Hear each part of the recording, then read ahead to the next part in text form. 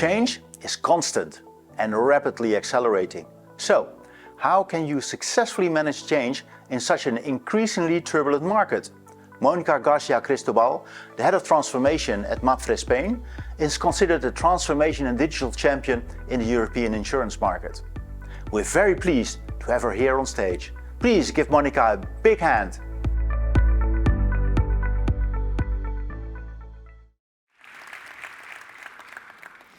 Good morning, everyone. I'm Mónica García Cristobal, and I'm the head of transformation at MAPFRE here in Spain. And first of all, to start the session of today, I would like to start with a question for you. Do you think that actually disruption is happening in insurance? So please, raise your hands, the ones that think that no, that innovations are merely incremental and disruption attempts have failed so far. Okay? So please raise your hands, the ones that say maybe, but it is so slow and silent that we can barely perceive it.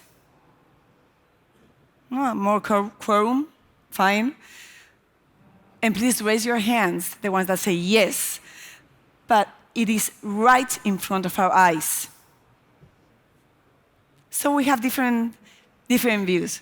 Well, I want to share something with you. So recently someone told me that insurance sector is just a bicycle. That once you get an optimal design and is spread and integrated and among all the users, it hasn't changed much in the past 100 years. So maybe you think, the ones that raise your hands, that insurance really didn't change that much, or even demand of the insurance hasn't changed that much. But that line of thought has, for me, a flaw, which is, well, that is based on the functional aspects of insurance.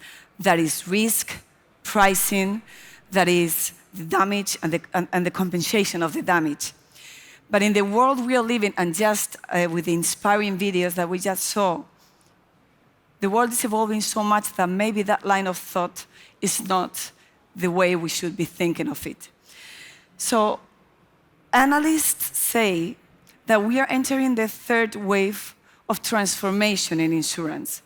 So the first wave of transformation came with the emergence of digital insurance, right? And we went all direct, and we made streamlined processes and put in the hands of our customers our insurance products. And also we saw the emergence of aggregators and comparison sites, and we gave the ability to the consumers to compare and to simplify the shopping experience for insurance products in a customer-centric way. But then the second wave of insurance came, and then the neo-insurers came.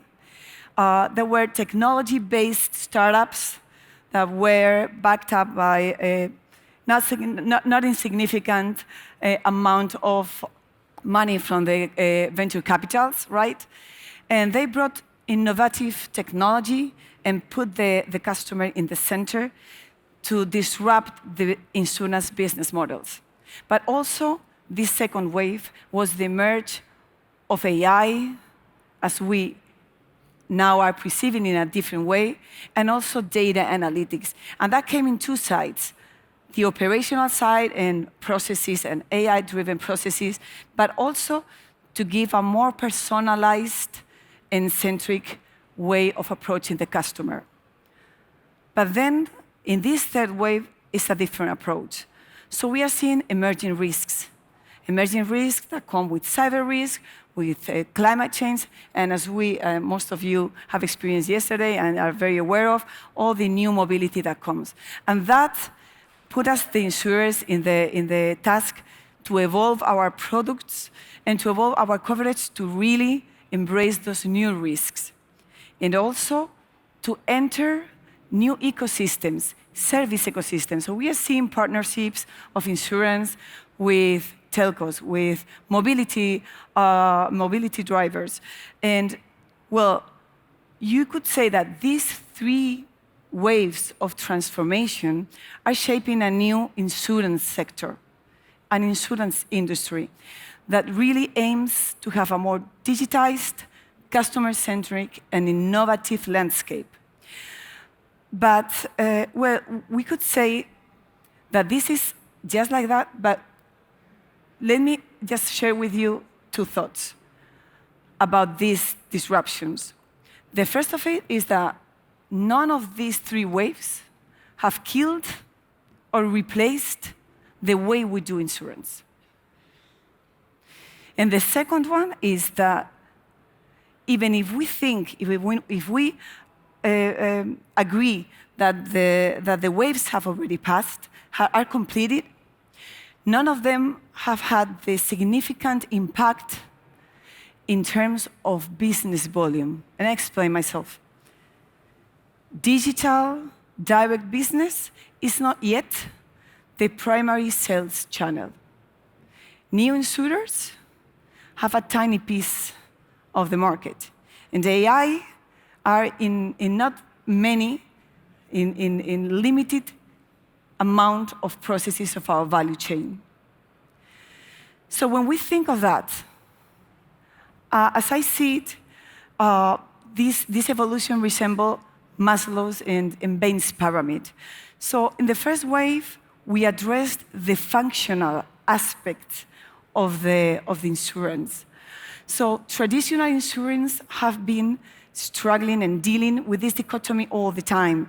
That is, how can we lower costs and at the same time remain competitive in this market? So this is digital transformation, and there are many success stories, and I'm sure many of you have many. MAPFRE, of course, have already one. Our big bet was to launch a digital company, which is Verti, and here in Spain, it's very recognized among all youngsters. And well, we have been also trying very hard, all insurance, to have a close relationship with our customers, even though maybe sometimes they don't seem so interested in the relationships. I don't know if you agree on that. So, but we will keep trying. So the second wave put our innovation teams at stake. And here is, we were trying to adapt to these new players, and we were trying also to adapt to the commoditization of the traditional insurance, the traditional risks. So insurers, we found ourselves in the position of, we had to increase our ROE, but at the same time invest quite amount of money to find the Netflix of insurance. So this is where all the innovation labs, all the incubators, accelerators, and the venture capitals emerged. And we went all in again with that, with our acceleration and incubator program.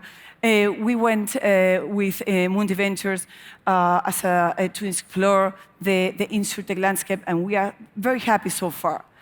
But well, we all agree, maybe here, that very few success stories have happened from this wave. And when I mean very few success stories, is success story at scale. I mean transformation at scale at a company level that really impacts the sector. So, but we keep on trying. Indeed, in 2019, we launched another fully digital brand, which is Savia, which is a digital health platform to bring all the possibilities of happier, healthier, and longer life to our customers. So we keep on trying. But this leads us to the next wave, which, if I may say, it is more aspirational.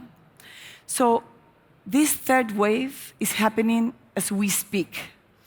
And we can actually capture, this is the question, can we actually capture the sources of incomes right now, but at the same time have a positive impact in the society?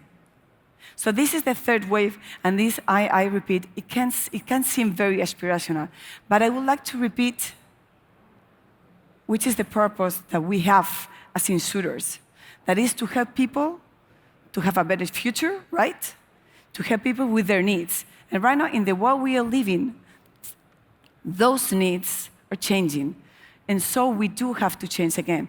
Let me brag a little bit about this with an example. Just 3 days ago, we launched for us, the first personal mobility product, which ensures the person and is centered in the person, regardless of the means of transportation he or she is using. That's the adaptation, and that's answering to a social need. And so we are talking about now about some purpose, but I don't know if you guys think that if we are prepared to talk about what we call the elephant in the room. I'm the mother of 3, and there are some things that really concern me as a professional and as a person, which are things like mental healthness, inequality, about fake news, about climate change. And this, as insurers, resembles something that we all can say and agree that is something related as a purpose. And I know the purpose is being really talked about in the last decade. It's been a hype of the purpose. But I would want to share with you what we think that is important to bear in mind when we talk about purpose. Purpose means that when you bring value to the customer and to your shareholders, it's the same value that you have to bring for society. So you don't have to compensate or give back, because it is the same thing. And sometimes it doesn't seem that it's compensated also with equals to profit, but it will come. That's how it is. The second thing is that purpose is not something that you can take from a startup, that you can build in an innovation lab with Post-its, or you can capture in a committee meeting. Purpose is a compass. And the strategy is a map. And maps are for known territories. So in order to face the changes that we are facing as an industry, we really have to put the purpose in the center. And that means that we have to put the disruption as a purpose at first part in the agenda. And that's not because it's a PR thing or because it will give us a competitive advantage. It is because it is our duty as insurers to fulfill our purpose. And so, well, when we talk about this, probably if you ask ChatGPT, may tell you much better, or the AI kitty, as we saw, what will come from insurance next. But I want to share now with you which are the 3 main and daring principles that guide us navigate through this transformation in MAPFRE Open Innovation. And the first one is to go for transformation at scale. And that means go for the core business. Go for the core processes. Go for the large markets. I mean, don't get too scared to touch the sun. Because if you really want to impact and fulfill your duty as insurers, you really need to be meaningful also for the P&L. So it is very well if you start small and you learn and scale. But you cannot lag, and we cannot wait to be unprepared for this change. So we cannot wait to have everything certain. We have to go and play hard for the big game. The second one is that we need to embrace new risks as the new normal. And that means that we as insurers have a duty, if changes have become and new needs have overcome, even if it's really complex, like embracing the cyber risk for companies or climate change, which may seem impossible to model and underwrite, we really need to think that we have to find a way. And we have to evolve our techniques to be able to provide that, because that's what society and that's what customer needs. And that's our evolution, and that's how we fulfill our purpose. And the third one is that really we have to consider services and prevention as the new core. So far, we have been acknowledging that services have been a part of our income sources, and prevention have been a way of diminish our losses, our future losses. Well, that has to change in another role, because right now, a medium company, if you fulfill your current duty, and if they have a hack, maybe they cannot operate in their businesses, or they have losses the customer databases, but you can compensate them, no problem. But that compensation, small or bigger amount, probably won't make them be up in their feet to operate.